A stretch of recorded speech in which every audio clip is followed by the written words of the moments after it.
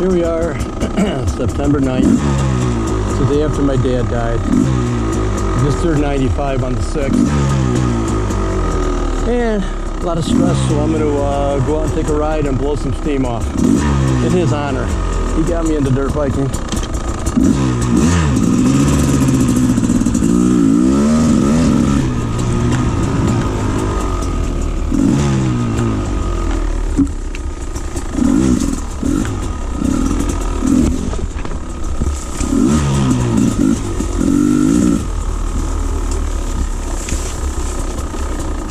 There's a ride in your honor, Dad. Yeah, when he was in Korea,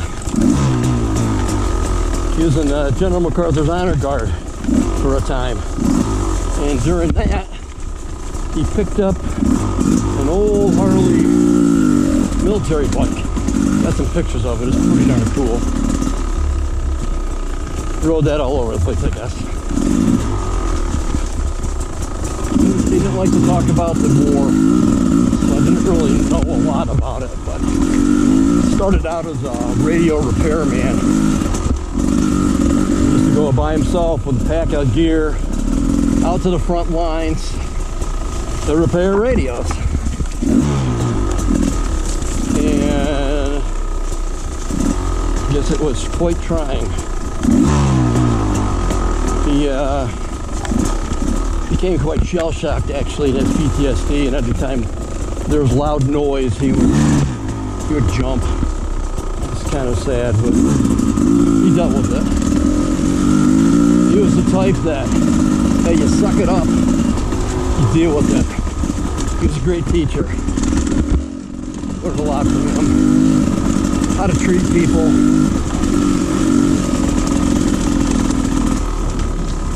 How to treat yourself. Really just a great human being. He'd drop anything or everything for anybody. As he was dying yesterday, I told him that, you know, a friend of his was visiting at the time, and I said, yeah, he'll drop everything for anybody. I said, even family. And my dad couldn't talk, and he could barely move. He was in pain and stuff. You could see him chuckle. He had a great sense of humor.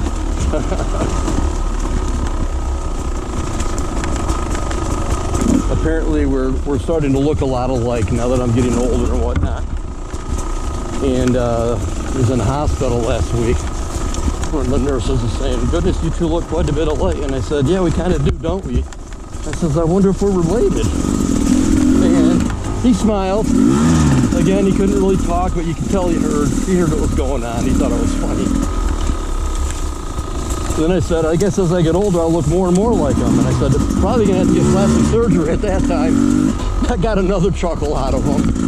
It was nice to see him laugh.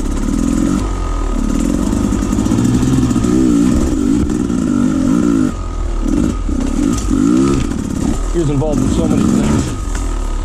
Rotary, International Youth Rally, Student Exchange. He knew so many people from all over the world. It's amazing. Got to be really close friends with several of them. Went to their weddings over abroad. Just had to get a ticket to get there. They took care of everything. It's pretty awesome.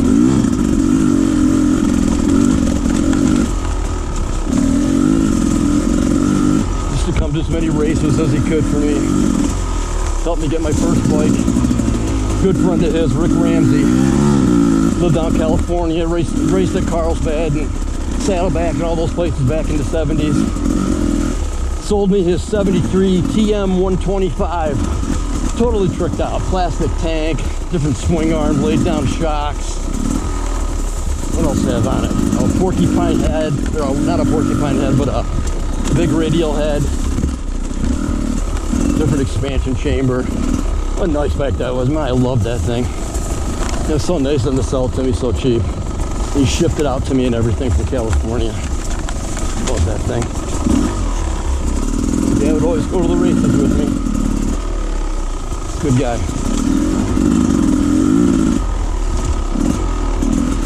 Remember a good friend of mine lived up the street. Got his girlfriend pregnant. And who did he go to talk to? My dad. Pulled him aside and asked what to do. And he said, well, let's go talk to your father, your parents. And they did that together. Just a nice guy.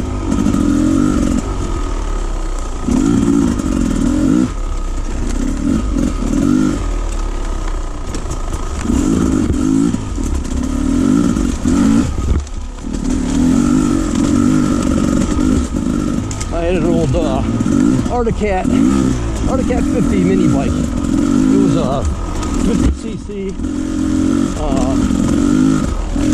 automatic engine transmission. And I bought it off a guy for 50 bucks. It didn't run at the time, and I remember making a base gasket out of a cereal box. Anyway, I got the thing running. That was my pit bike. I used to ride that thing freaking everywhere. I'd go to the races, my dad would ride around his pit bike. This big old guy. He wasn't a lightweight, he wasn't super overweight, but he'd ride that thing all over the place. Yeah, it was funny. That particular bike, after I got married, didn't ride anymore, but I kept the bike. Thought one day I'll rebuild that engine. Couldn't get parts for it all, so a buddy of mine had a snowmobile shop up the road. He used to let me get Parts Unlimited parts at his cost. Great. I'm thumbing through the catalog and I see a complete engine for that bike. Carburetor, full starter, everything. Just take the other one out and bolt this one in for 110 bucks. So of course I got that as fast as I could. And when my son turned 4 years old, he was riding that thing before a bicycle. The old mini bike my dad used to ride around at races. Pretty cool. There's my son's ridden ever since. He's 42 now.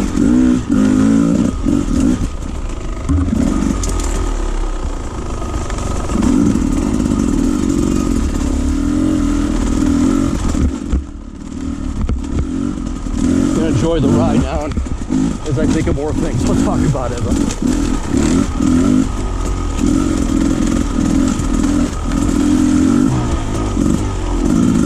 Yeah, one quick thing. Last night, we just checked him into the hospice. A place called Maurice Howe in Endicott, New York. What a wonderful place.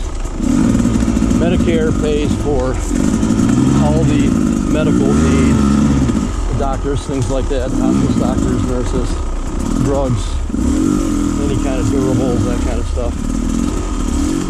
And then Mercy House, which is completely volunteered and runs completely on 100% on donations, handles all the other care, the beds, facility, all that stuff. We were so lucky to get them in there. They just put a big addition on too. The community is really, really good for them too. They help out an awful lot. So anyway, we got some new work here on the trails. I bet you the NYSEG or the power company's been coming through here fixing things. So anyway, got them in yesterday. Showed up about 11 o'clock or so. Got them all checked in, everything else. I was there, and then my sister showed up, who was in town. We just kind of talked to him and made him comfortable. It was hard to see him because he was in a lot of pain. They're up in his meds and everything else. It just didn't look good. The death rattle, cough and everything. It was scary, to be honest with you. So eventually we got them all settled in. And we were getting ready to leave. And I said, Dad, if Mom comes and gets you tonight to take you away, go with us, please. So we'll be okay. We'll be okay. And then, what, about 5 hours afterwards, that must have been exactly what happened. Because we got a phone call about 9:30. Come down to Mercy House, and Dad passed away. This place was wonderful. They had him laid out on the bed like he was sleeping. So peaceful. It's so nice to see him there, not in pain after 7 several weeks or a couple 2 weeks of just pain and shaking and coughing and things like that. Trying to talk, but he couldn't. It was hard. It was hard. It was hard to watch. But I'll tell you what, seeing him peaceful there gave me more closure than any funeral I've ever been to. Knowing that he was at peace. It was actually a wonderful moment. It really was. I know I'm not the first one to have ever lost anybody. I'll tell you what a punch to the gut. Dying is part of living. We're all dying from the day we're born. Start dying from the day we're born. But when it actually gets here for a loved one, it's kind of hard to deal with because you really get attached.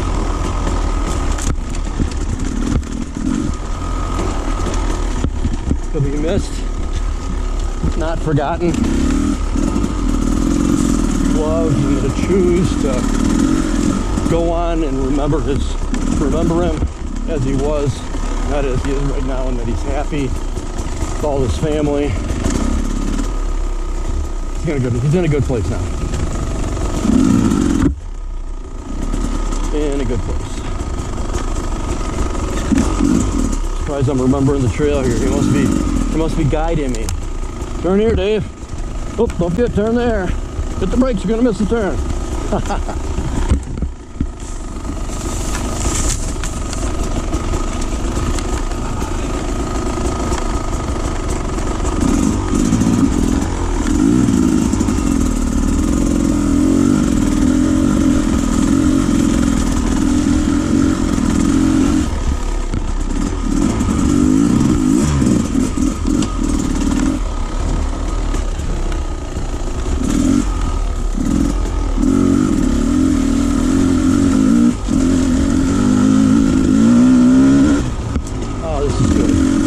Glad I got out the ride.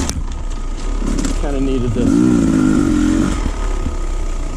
Just a nice slow ride. Take it easy. Love being out in the woods.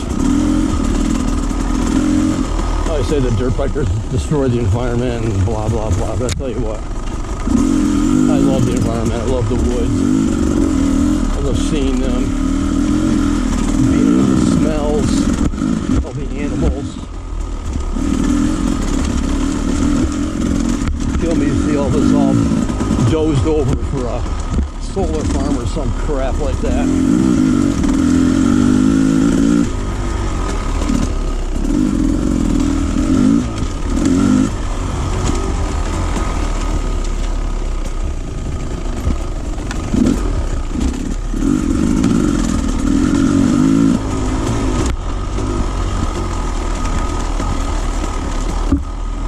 Yeah, I'm gonna go 2 laps, one direction, one the other direction. We'll check out. My neighbor told me he put a little shooting range out back of his land here. So check out where that is. He's a nice guy. He's like, he doesn't mind you ride on the land. He goes, just don't get hurt. It's like, yeah, that's not the plan. Don't worry.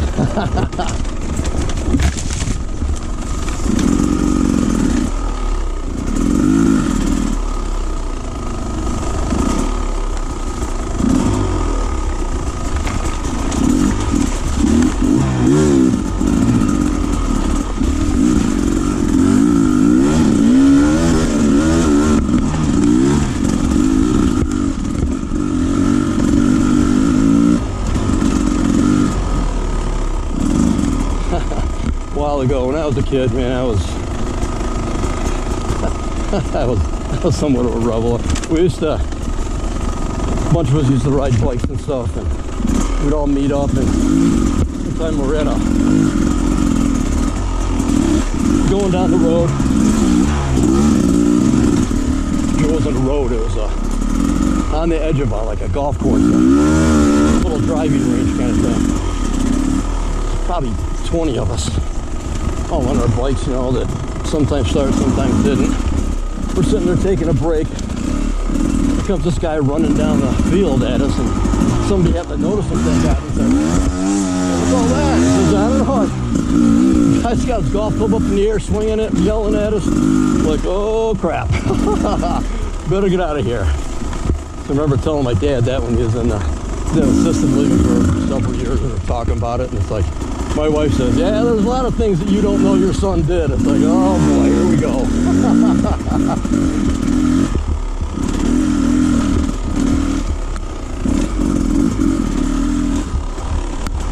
Remember another time, a buddy of mine were riding out by the local high school, right? We were at the high school. I went to school during the time. Anyway, we're riding in this field. It's a big baseball field now or something. But anyway, the local deputy sheriff, Truesdale is his name. Oh, what do we got going on here? Oh, there we go. Truesdale's his name, Deputy Truesdale. He was always watching out for us, either in the cars or the bikes or something. Anyway, my buddy Mark and me were riding there, just going around the circle there, up the big baseball field. And comes Truesdale on his cruiser down the dirt road into the field. His car was bouncing all over the place. He was on the gas. I saw him and I was yelling to my buddy Mark, "Oh, come on, let's get going, let's get going." I don't think he heard me. I took off across the creek, and I'd get up the other side, go up this hill, and I stopped after the creek because I knew the cop couldn't get me there. So then I looked back, and there's my buddy Mark. Truesdale's like maybe 5 feet from him, and his car bouncing all over the place, dirt flying, rocks spewing. It was something else, I tell you. So he finally made it up there. We cleaned the crap out of our pants and then had a really good laugh about it, but that was something. So he was looking for us for a long time, so we decided not to go back there for a little while. It was a place where everybody was riding, so God, it was just a couple kids riding in a circle on a field. But he wanted to get us. I think my dad heard about that one because Mark's brother was a real estate attorney, and he actually was the attorney for a couple home sales we had, and he had known about it, and we got laughing about it one time. It was pretty funny.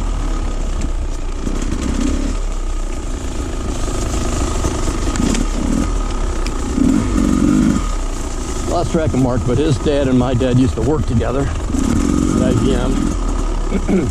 Pretty close. Get this, his dad was a reverend too. A crazy dirt biker. Dad was a reverend.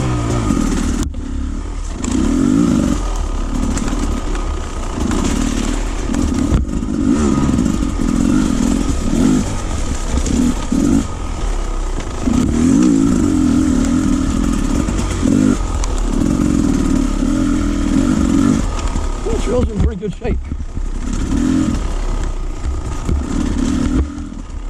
So those are some stories about my dad. There's a lot more, but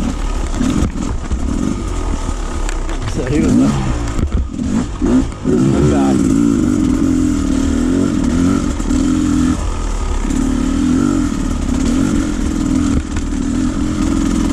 He appreciated me riding in his honor.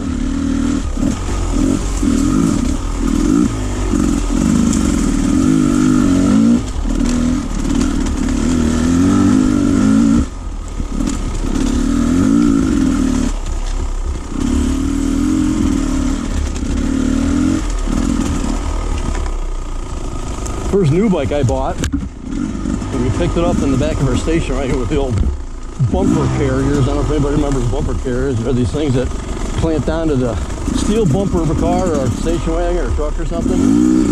That's when bumpers were real. They actually did something. You bump into those things, and whatever hit it dents, and the bumper stays there. Anyway, it's a place called Woody's, Castle Creek Road in Castle Creek, Binghamton. Bought a 75 TS 125. It's an enduro, but hey, it was a dirt bike, man, you know? Nice bike. Got it home. Obviously, had to strip all the lights and all the crap off of it because that was 15, 14, 15. I wasn't going to ride on the road. Well, legally at least. I rode that thing everywhere. I rode it everywhere. Also with my buddy Mark. By that time he had a, let's see what he had. A TS 185 Suzuki. That was a nice bike. Of course he had a little more power than me, but it didn't matter, man, where we rode. Tells you momentum was your friend.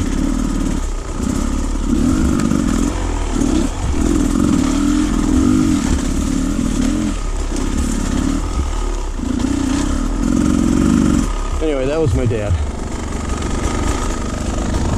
I won't talk about it anymore in the rest of the ride here, but if something does come up, I will. I'll go the opposite direction here for a drink.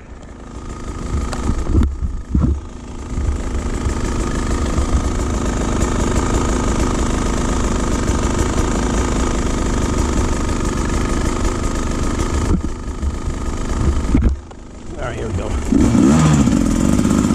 Glad I made the spot wider here.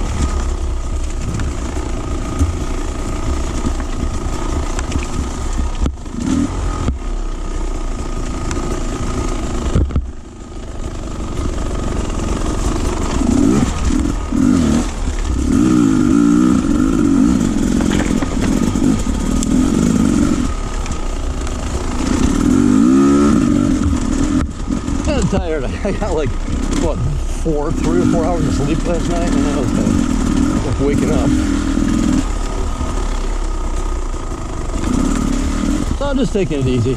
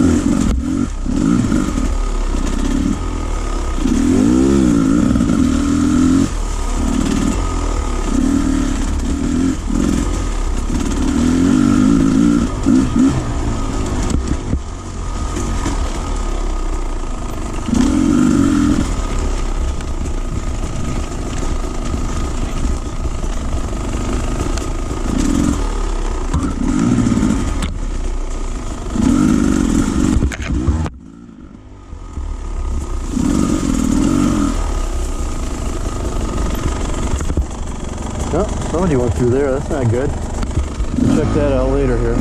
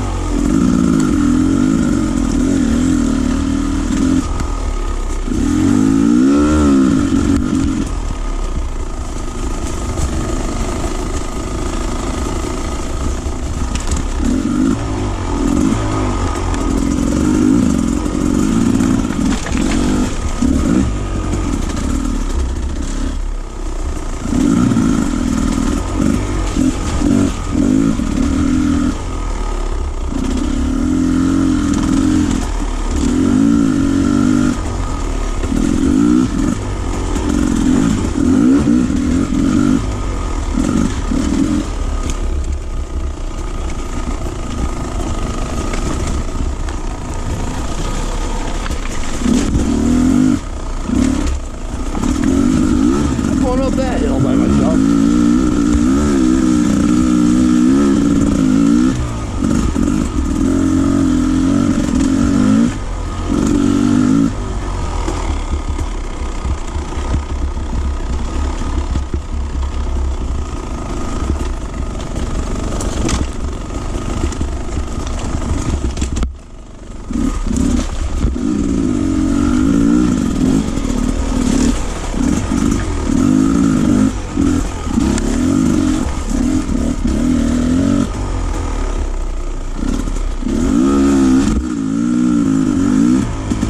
Some of these trees look like people standing there. It's like, whoa, somebody there. As long as it doesn't look like they're carrying a shotgun, I'm fine.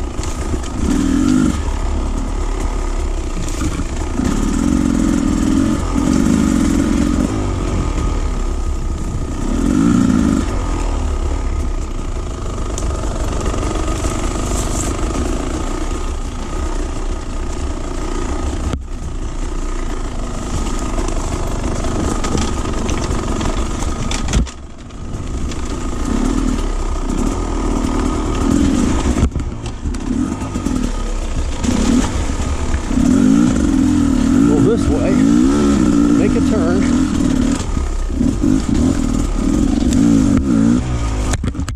There we go. Not going up that hill by myself. The one that's got like a root right in front of it. Let's see where we go. A root right in the middle of it. I brought my neighbor Anthony on it there. It took him out. So bad for him. Did the same thing I did.